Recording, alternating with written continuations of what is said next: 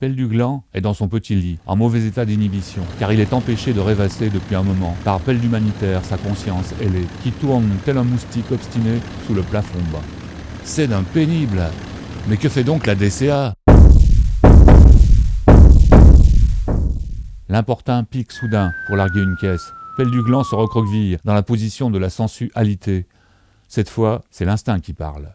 Il se réveillera sur le plancher avec une grosse bosse. Sa forme est vacillante. Et l'important pour un artiste, c'est la forme. Pelle du Gland en est convaincu. Aussi, dans son nouveau loft à 4 étages, s'est-il aménagé une salle de musculation cérébrale pour y faire chaque matin quelques exercices d'assouplissement des synapses ou d'étirement des neurones encore flasques. Hop là, hop là, hop là, hop là. Après, il descendra au fumoir jusqu'au déjeuner, passant l'après-midi au boudoir et la soirée au buvoir. Le tiroir restant toujours fermé pour cause d'interminables et mystérieux travaux. « Pardon, madame. Pardon, madame. Excusez-moi encore. » Les jours se suivent et se ressemblent comme il aime. La roue du hamster fébrile, le caisson de décompression de Lyon et le garage pour l'inutile Pelle du mobile, par altruisme, Pelle du Gland préfère ne pas conduire, sont au rez-de-chaussée. Une batterie mobile anti-con et divers capteurs à tout hasard occupent la terrasse. Soudain retentit la sonnerie annonçant l'heure de l'émission artistique quotidienne. Pelle du Gland se jette par la fenêtre. Précisons que dans sa hâte, le concepteur avait oublié les escaliers.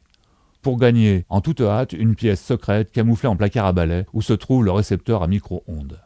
Ouf, juste à temps, l'appareil crépite déjà. Ceci est un communiqué de la nouvelle bureaucratie artistique.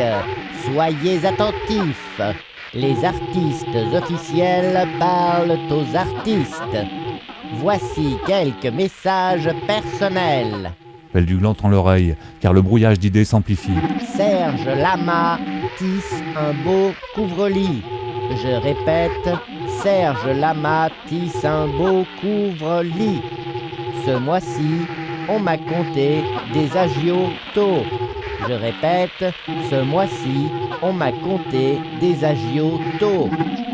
Les vrais connaisseurs achètent des pelles du Gland. C'est pour moi, sursaute l'auditeur en saisissant son déconneur pour l'indispensable décryptage.